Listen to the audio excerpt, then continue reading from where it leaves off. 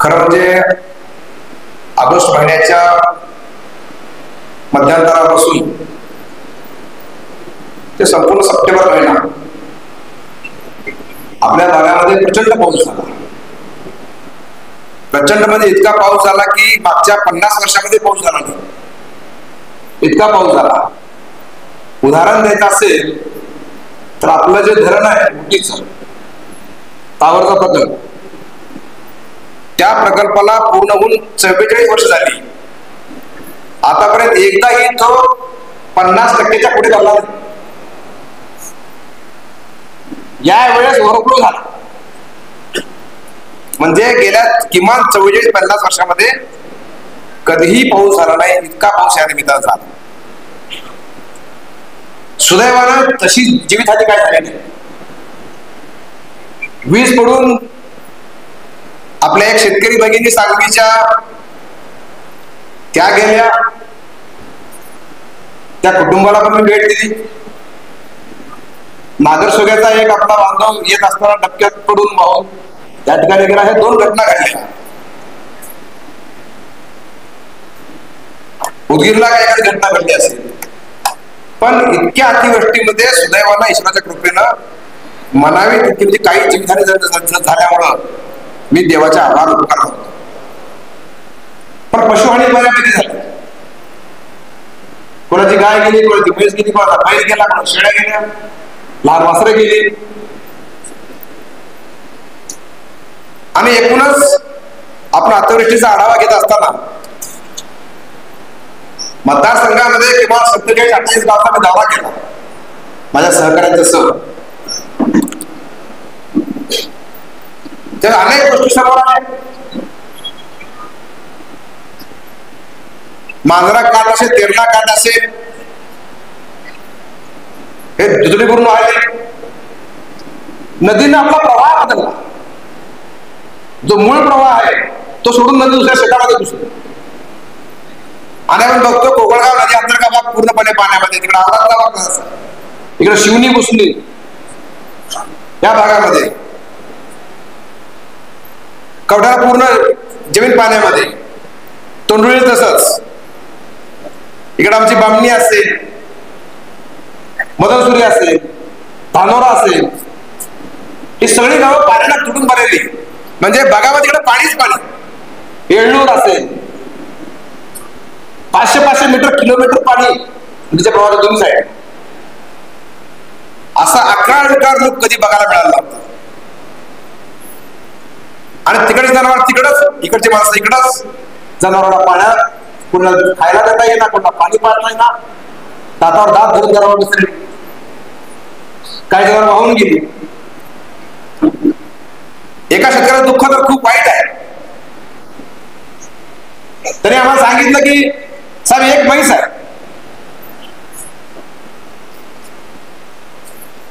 म्हैस वाहून गेली. रेडकू पोटामध्ये होता, रेडकू राहिला. आमच्या घरी 2 लहान लेकरं आहेत, मुलं आहेत. आम्ही एक टायमाचं दूध घरी विकाय, बाजारात विकायचो. एक टायमाचं लेकरांना प्यायला द्यायचं. रेडकाला लेकरं, रेडकाला दूध तुटलं, लेकराला दूध तुटलं. म्हैस वाहून गेली. 17-80 हजार म्हैस आणली, ती वाहून गेली.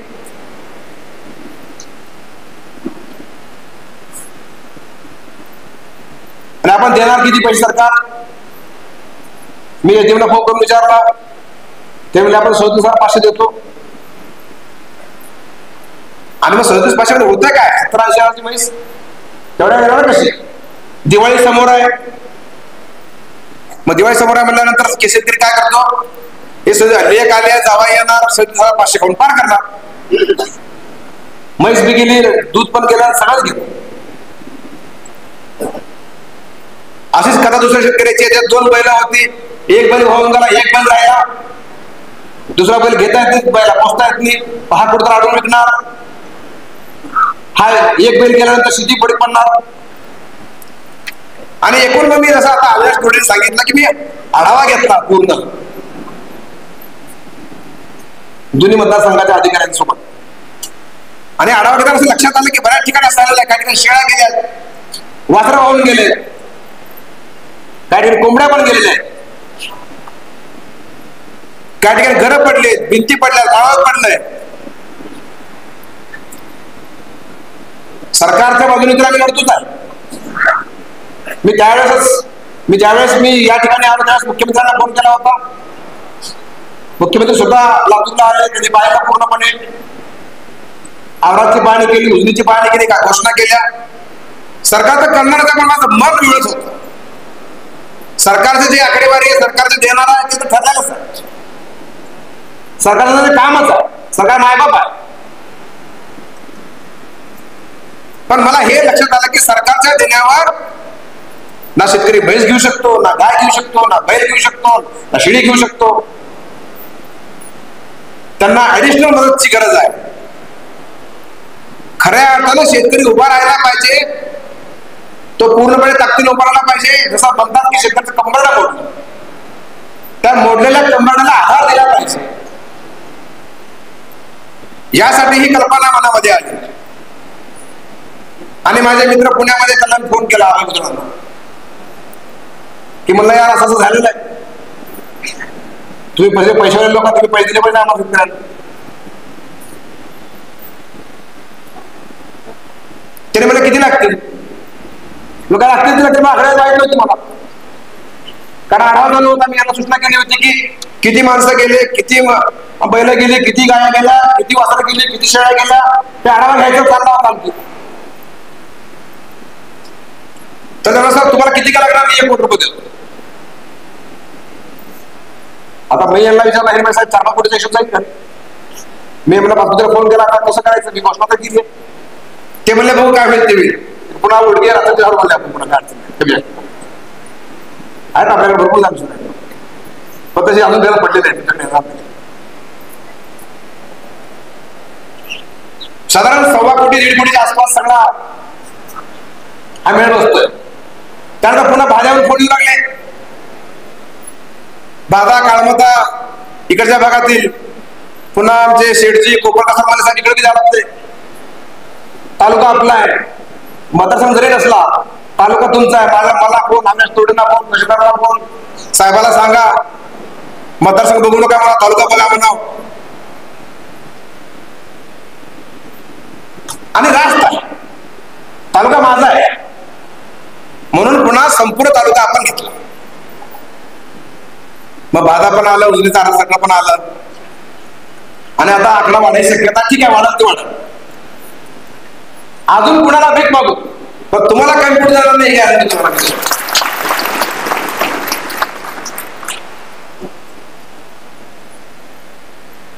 मुंबईला बऱ्यापैकी चलते आपलं, काय अडचण नाही.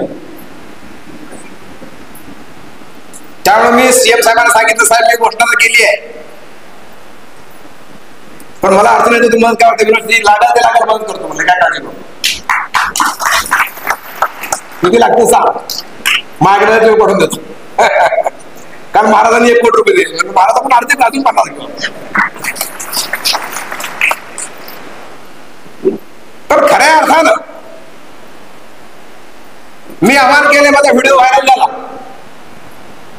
मी काय म्हटलंय, पत्रकार बंधू सगळे आले, मला लगेच दत्ताचा फोन, असा मी काय केला, सरकारच्या बरोबरी ना, पण हो सरकारच्या बरोबरी ना.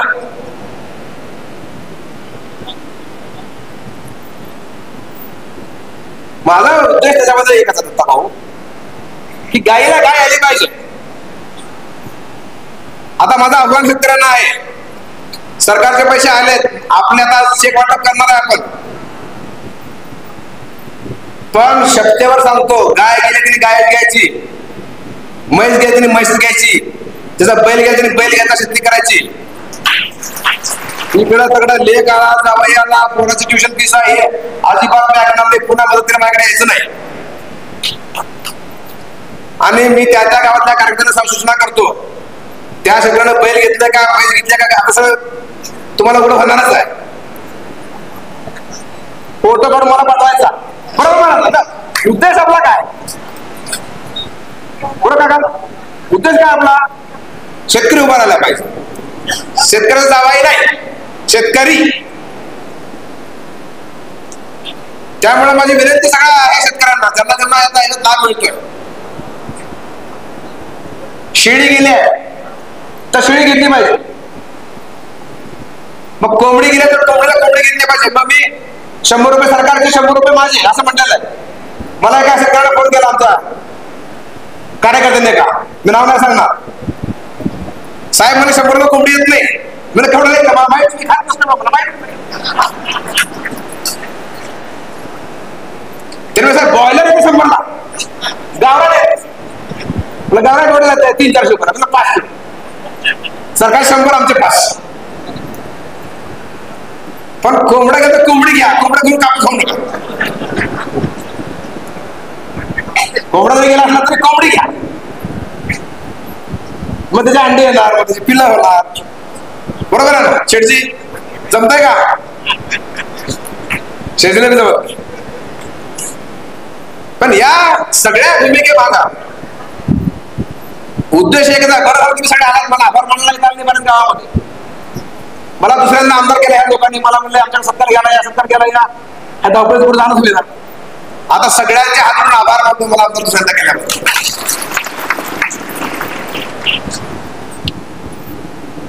पत्रकारांनी सहकार्य केलं मला, त्यांच्या पण मनातून आभार.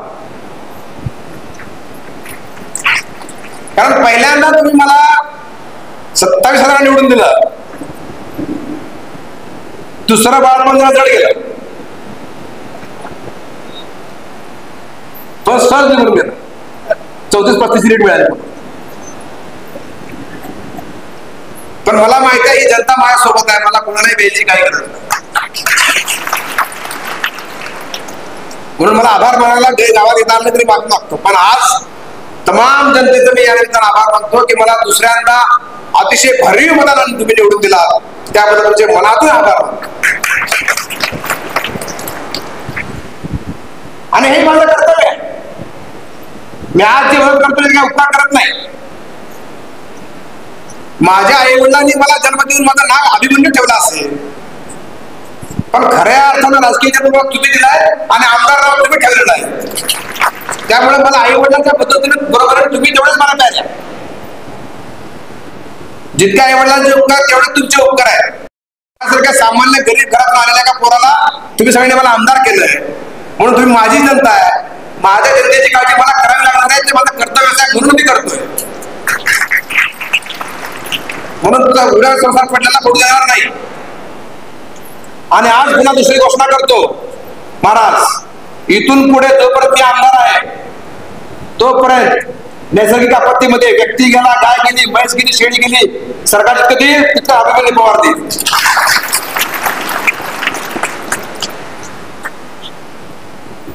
अधिकाऱ्याने नोंद घेऊन ठेवायची, जितकं सरकारचं तितकं अभिमन्यू आमदार असं. छोटी जनता माझी आहे. ह्या जनतेमुळे मी मुंबईला राहतो, ह्या जनतेमुळे मी विमानाला फिरतो, ह्या जनतेमुळे रेल्वेला फिरतो, चांगले कपडे घालतो, चांगल्या घरात राहतो. कुणामुळं? ह्या जनतेमुळं, तुमच्यामुळे मी आहे. आणि या भावनेपोटी तुमच्या प्रत्येकाच्या कुटुंबाची काळजी असेल, आरोग्याची काळजी असेल, तुमच्या जनावरांची काळजी असेल, तुमची काळजी, शेतीची काळजी असेल, या सगळ्या गोष्टी जरा काळामध्ये आपण करणार. आणि तुम्हाला मी या निमित्तानं अभिनंदन करतो. सरकार, या राज्याचे कर्तव्यदक्ष मुख्यमंत्री देवेंद्र फडणवीस साहेबांनी जी घोषणा या ठिकाणी उजनीला केली सरसकट, ती शेवटपर्यंत महाराष्ट्रात लागू झाली. आणि सरसकट बघतो. आणि काय सर्वे झाले ऑगस्टमध्ये सर्वे जे झाले त्यांना पैसे आपण दिले, बरोबर आहे. 8,500 31 ऑगस्ट सर्वे झाले, पैसे दिले ना. 31 ऑगस्ट पर्यंत जे सर्वे झाले त्यांचे पैसे खात्यावर पडले सुद्धा. पण आता जी वाढीव मदत केलेली आहे 10,000ची, ती मदत सुद्धा त्यांना आपण देणार आहोत लगेच पुढच्या महिन्यामध्ये. त्याचे पैसे मला सुरू होते, म्हणजे मागचे पण आणि पुढे पण सगळ्याला 18,500 सरसगट. त्याचबरोबर हंगामी बागायतदारांना 27,000 रुपये आणि बागायतदारांना 50,000 रुपये. आणि खऱ्या अर्थानं प्रश्न उभा राहतो तो नदीकाठच्या ओढ्याकाठी शेतकऱ्याचा. आज सगळ्यात मोठं संकट कुणावर आहे? तर ज्यांची शेती नदी काठी आहे, ओढ्याच्या काठी आहे, मोठ्या ओढ्याच्या काठी, जसं आपण बघितलं येळवडचा वडा, ती वडा का नदी आहे कळतच नाही, एवढे मोठं वडा आहे, जमीन खरडून गेली आहे पूर्णपणे. आणि मी मुख्यमंत्र्यांना विनंती केली, खरडून गेलेल्या जमिनीला वेगळा मार्ग मिळाला पाहिजे. ती मान्य केली. 27,500 आपण देतोय सरकारच्या माध्यमातून आणि 3 लाख रुपये नरेगाच्या माध्यमातून, 3.5 लाख रुपये. त्याचबरोबर मी मागणी केलेली आहे, सोलापूरच्या कलेक्टरनी जे केलं ते आपणही करणार आहोत. आपल्या कलेक्टरला सूचना केलेली आहे की गाळमुक्त धरण आणि गाळयुक्त शेती या विषयामध्ये संपूर्ण माती आपण मोफत देता येते का, याचा विचार केला पाहिजे आणि खरडून गेलेल्या शेतकऱ्याचा खऱ्या अर्थाने कल्याण केलं पाहिजे. अजून एक प्रश्न उभा राहिला दुसराच, ते लावू नका, त्याचा आवाज खूप येतो, लावू नका, ते लावूच नका, त्याचा आवाज खूप येतो, काय गरज नाही. खऱ्या अर्थाने दुसरा प्रश्न मारला महाराज, खरडून गेलेल्या जमिनी वेगळ्या, आता काय काय जमिनीमध्ये गाठ असला येऊन, नुसता गाळ नाही, गोटे दगड धोंडे डोंगर तयार झालाय 5-5 फूट 10 फूट, तो प्रश्न तयार ठेवा, त्याला भरपाई द्यावं लागणार आहे. त्याचं काय करायचं आता मी उद्याच्या अधिवेशनामध्ये हा विषय घेणार आहे की ठीक आहे, खरडून गेलेल्या जमिनीला आपण द्यायला लागलो, पण काय कायच्या जमिनीमध्ये गाळ साचून आला, माती आले, दगड आले, धोंडे आले, ते उभा राहिले, डोंगर उभा तयार झालाय, त्याचं काय, त्याला तेवढं काढायला पैसे किती लागतील, त्यालाही भरपाई द्यावं लागणार आहे. मग त्याचाही वेगळा विचार या निमित्तानं येणाऱ्या काळामध्ये आपण करणार आहोत. आणि यावेळेस पहिल्यांदा नदीकाठच्या ओढेकाठच्या शेतकऱ्याच्या जे विहिरी आहेत, ज्या विहिरी भरून गेल्या, गाळ असला असेल, वाहून गेले असेल विहीर, तर त्यांना सुद्धा सरकारने 30,000 रुपयाची घोषणा केलेली आहे. हे पहिल्यांदा महाराष्ट्रामध्ये करते, पहिल्यांदा, याच्या अगोदर कधीही घडलं नाही. त्यामुळे एकूणच ज्यांचं जे नुकसान झालेलं आहे त्यांना सरकारच्या बरोबरीनं निधी द्यायचा संकल्प तुमच्या या आमदाराने केला आणि तुम्ही त्याचं भरपूर स्वागत पण केलं, त्याबद्दल खऱ्या अर्थाने मी आभारी मानतो. अनेकांची घरं पडली आणि घरं पडण्याची संख्या भरपूर आहे, संख्या घरं पडण्याची भरपूर आहे. सरसकट त्याला 4,000 आपण देतो, पण आपणही 4,000 देणार. पण या निमित्तानं सगळ्या विनंती, यांना सुद्धा घर पडलेल्या सुद्धा 4+4 8,000 आले तर शेड भरून तर बसता येत, पण पैसे योग्य ठिकाणी खर्च. पैसे आले आणि दिवाळी बरोबर दिवाळी आली, तेव्हा पैसे दिवाळी करू नका एवढी माझी विनंती आहे. योग्य ठिकाणी ज्या उद्देशानं पैसा दिलाय त्या उद्देशानं पैसा या निमित्तानं द्यावा. आत्ताच औसा कृषी उत्पन्न बाजार समिती सभापती उपसभापती यांनी मला चिठ्ठी दिली आहे की ते पण 5 लाख रुपये सीएम रिलीफ फंडाला देणार आहेत, अशी घोषणा केली. हे सामाजिक बांधिलकी आहे. खरं म्हणजे अशा वेळेस मुख्यमंत्र्यांनी हाक दिलेली आहे, तर मुख्यमंत्री एक कर्तव्यदक्ष मुख्यमंत्री आहे, शेतकऱ्यांप्रती प्रेम असलेला मुख्यमंत्री आहे, संवेदना असलेला मुख्यमंत्री, त्यांनी आवाहन केलंय. तर माझी विनंती आहे की आपण सगळ्यांनी ज्यांना ज्यांना शक्य आहे त्यांनी सगळ्यांनी मुख्यमंत्री साहेबांना तिथे पैसे द्यावे. 1 लाख 2 लाख 5 लाख 50,000 जे शक्य आहे ते. पण आज हातभार लावण्याची आवश्यकता, कारण 90 लाख हेक्टर क्षेत्र आज बाधित आहे.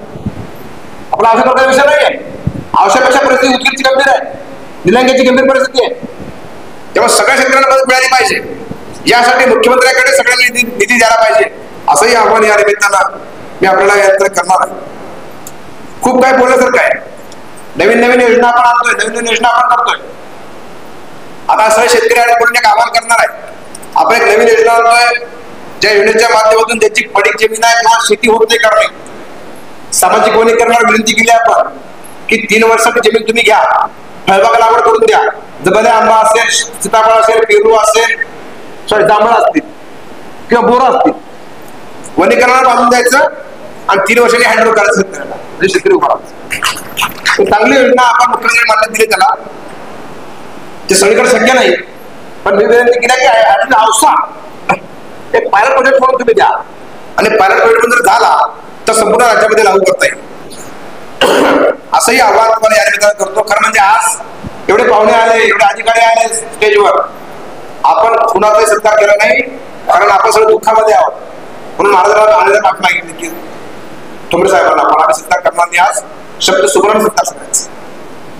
आणि खऱ्या अर्थानं आपण सगळ्यांनी अधिकारी टाळ्यातून अभिनंदन करूया.